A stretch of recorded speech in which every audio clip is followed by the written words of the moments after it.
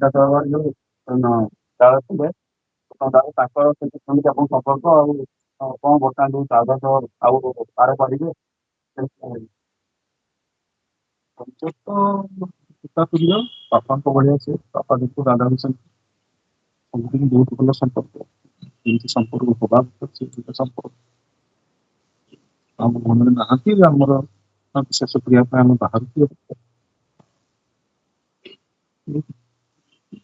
କେମିତି ଥିଲେ ତାଙ୍କର ଏଠି ଦେଖିଥିବେ ଆପଣ ତାଙ୍କର ଫିଲ୍ମ ଜଗତ ସହିତ ଦେଖିଥିବେ ସାନବେଳୁ ସବୁ ଦେଖିଛୁ ତାଙ୍କର ସକ୍ସେସ୍ ଦେଖିଛୁ ସବୁ କିଛି ଦେଖିଛୁ ଆମ ପାଇଁ ସେ ଆମ ଘରର ବାସିନ୍ଦ ଥିଲେ ଆଉ ଘର ପାଇଁ ଯାହା କରିବା କଥା ସେ କରୁଛୁ ବହୁତ ସମସ୍ତେ ସମସ୍ତଙ୍କୁ ଜାଣିଛନ୍ତି ସେ ଲୋକଙ୍କୁ କୋଉ ଭାବରେ ସାହାଯ୍ୟ କରୁଥିଲେ ସେ ରହୁଥିଲେ ଆଉ ତାଙ୍କର ଚରିତ୍ର କେମିତି ଥିଲା ଆପଣଙ୍କ ସହିତ ପାରିବାରିକ ସମ୍ପର୍କ ଯୋଉ ଗୋଟେ ଗଣତି ବା ଫିଲ୍ମ ଜଗତରୁ ଫାଙ୍କା ହେଇକି ଯୋଉ ଆସିକି ସେ ସେଠି ରୁହନ୍ତି ପ୍ରାୟ ସମୟରେ ବାରିପଦା ଜୀବନ କାଟୁଛନ୍ତି ସେ ସମୟ ବି ବାରିପଦା କାଟିଛନ୍ତି ତ କେମିତି କଣ ଥିଲା ସେ ସମୟରେ ଘରେ ଘର ଫ୍ୟାମିଲି ମେମ୍ବର ଭଳିଆ ହିଁ ରୁହନ୍ତି ଆମେ କେବେ ତାଙ୍କୁ ସିନେମା ଷ୍ଟାର ହିସାବରେ ଆମେ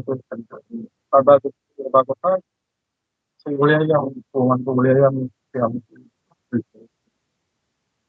ସେଇ ସ୍ନେହ ଶ୍ରଦ୍ଧା ସବୁଦିନ ଘରର ମୁରବୀ ଥିଲେ ସୁଖ ଦୁଃଖ ଭଲ ମନ୍ଦ ସବୁ ତା ଦେଖିଛନ୍ତି ପ୍ରତ୍ୟେକ ମୋମେଣ୍ଟକୁ ସେମାନେ ବହୁତ ନିକଟ ଭାବରେ ଦେଖିଛନ୍ତି ବାରିପଦାରେ ବାରିପଦା ତାଙ୍କର ଏମିତି ଥିଲା ବାରିପଦା ତ ତାଙ୍କର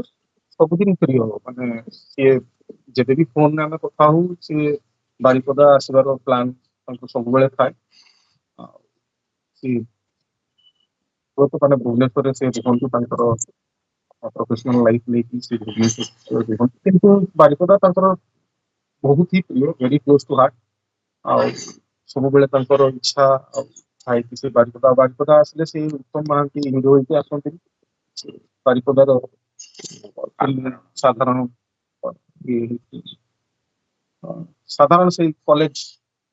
ମହାନ୍ତି କୁନିଆ ଯାଆନ୍ତି ସେଇ ହେଇକି